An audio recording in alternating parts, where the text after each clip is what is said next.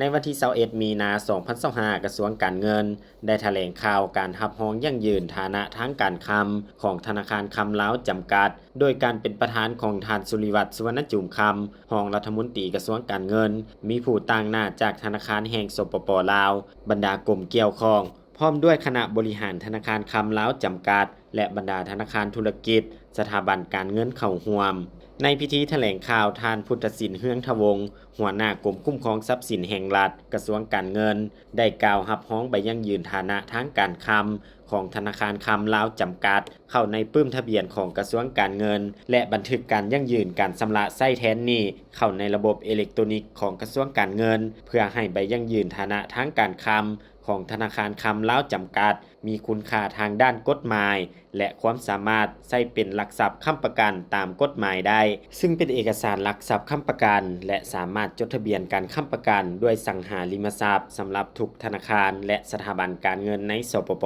ลาว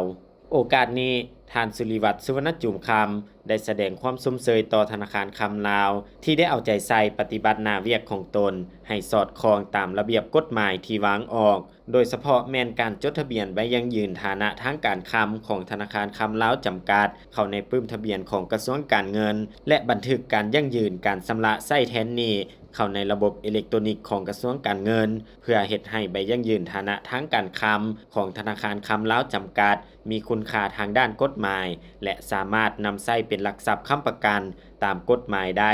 ซึ่งถือว่าเป็นมรรคผลใหม่ของธนาคารคำลาวจำกัดการนำเสนอผลิตภัณฑ์การบริการดังกล่าวนี้จะเป็นการเพิ่มอีกช่องทางหนึ่งในการเข้าถึงแรงทุนของผู้ที่ต้องการแรงทุนเข้ามาพัฒนาอุตสาหกรรมคำในสปป.ลาวให้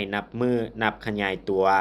การมอบรับใบยั่งยืนครั้งนี้มอบโดยท่านสุริวัฒน์ สุวรรณจุมคำรองรัฐมนตรีกระทรวงการเงินและรับโดยท่านจันทร สิทธิไสยผู้อำนวยการใหญ่ธนาคารคำลาวจำกัดซึ่งใบยั่งยืนนี้เป็นหลักทรัพย์ค้ำประกันที่สามารถขึ้นทะเบียนและนำใช้ได้สำหรับธนาคารธุรกิจและสถาบันการเงินในสปป.ลาวใบยั่งยืนฐานะทางการคลังเป็นเอกสารสำคัญในรูปแบบการค้ำประกันด้วยสังหาริมทรัพย์ซึ่งถือเป็นการสวดจำให้แก่บรรดาธนาคารและสถาบันการเงินต่างๆในสปป.ลาวพร้อมมีผลศักดิ์สิทธิ์ทางด้านกฎหมายและถูกรับรองอย่างเป็นทางการ